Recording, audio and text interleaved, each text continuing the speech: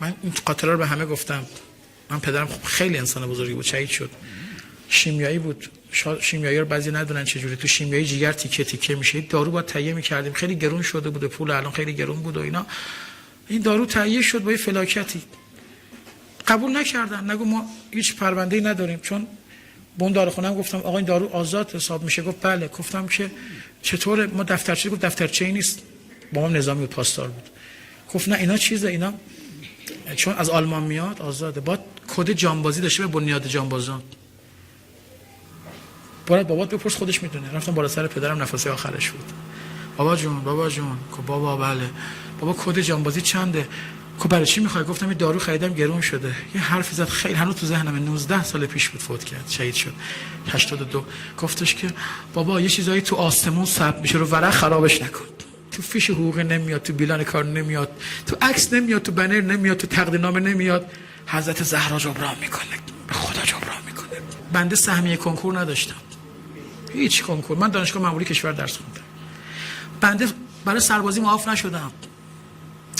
آقای دکتر منظورت اینه که اونی که مثلا معاف شده یه سهمی داشته اشتباه کرده؟ نه عزیزم، زمین لیاقت جبران نداره. داشته باشیم با چی میخواد جبران شه؟ با که برگه. رفیق من مدافع حرم بود، رفت سوریه، بهمن 95 رفته، 401 اومده جنازش نیومده هنوز. فاطمه شده 8 ساله. رفتیم خونه فاطمه، دخترها رو بردیم بازی کنن، بچه‌ها دیگه هم بودن. بچه‌ها با هم دعواشون شد. سر یک چیزی دعوا کردن، خندیدن، گریه کردن. بعد که گریه کردن هر بچه‌ای اومد بغل باباش نشست. این دخترها با تایی چرخید. فاطمه بیا بغلم. عمو شما نامحرمید. رفت روی صندلی خالی نشست. بچه‌ها با مام اینجا نشسته، من الان بغل بابامم، چرا هیچکی نمیبینتش؟ این با زمین چند، یا آپارتمان، 1 میلیارد پول، یه سهمیه کنکور، بگو من باش محاسبه کنم. اینو فقط آسمون میفهمه. آسمون این بچه که رقیه خبر داری بچه چی میکشه. این با تا آخر اون میگه رقیه، تو منو بفهمی بسه. هیچ کس منو بعد رقیه ببین چجوری جبران بکنه، چون فکر نکن رقیه ولش میکنه، دستشو میگیره میگه تو میفهمم داستان چی. مادرم چند وقت پیش صدام کرد، آقا سعید بیا اینجا کارت دارم. بله. معروف شدی، مشهور شدی، تلویزیونی شدی، سوئد و فنلاند میبرنت، اروپا میری حرف میزنی، ماشاءالله. مامان خب زحمت کشیدم، خندید. بعضی مادر خوب بلدن چی بگم.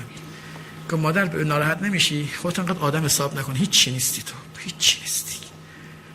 خب چرا این حرفو میزنین؟ مادر معمولا تعریف کنه بچه‌اش. خب نه من تعریف نمی‌کنم، من مادرتم. باید تو یاد بدم یه چیزی. بگو مامان. ای خدا. گفت دکتر مهندس باثبات‌تر از تو خیلی هست، خیلی. آدم هست سخنران حرف میزنه، در رو گوهر میباره از صحبتاش، چون استاد فن بیانه. راست میگی. میدونی چرا خدا بهت عنایت کرده؟ گفتم چرا؟ گفت این برای تو نیست. گفت این آسمون بابات داره خودشو نشون میده. راست میگه. این حضرت زهرای بابامه. فکر میگم میشه همچین چیزی. مردم بابام برگه نداشت من برم تو بهترین دانشگاه کشور درس بخونم، ولی حضرت زهرای بابام کاری کرده دارم تو همون دانشگاه تدریس میکنم. بلد کارشو. تو بسپر، تو بیار تو زندگیت، بگو خانم منو ببین. بلد کارشو. بچه‌ها همه چی رو با خانم معامله کنید. اگه میخواد کارتون کوثری بشه و برکت بگیره، انقدر قشنگ دلاتون قشنگ شد، حالتون منقلب شد، حالا همین الان بید 40 از خانم بگیرید. بگو خانم ما دلم برای 40 تن شد، الان بگیریم دیگه، چی میشه؟ خانم ما رو ول نکنید، ما غریبیم، ما بی کسیم، من خستم.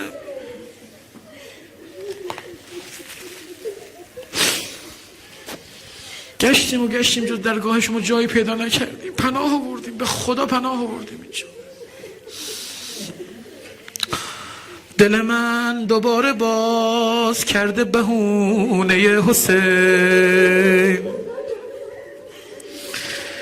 میخونه شعر و سرود عاشقونه حسین. دوست دارم هر چی دارم بدم به راه تو حسین، تا کسی نخیز بیام میونه بین الحرمین.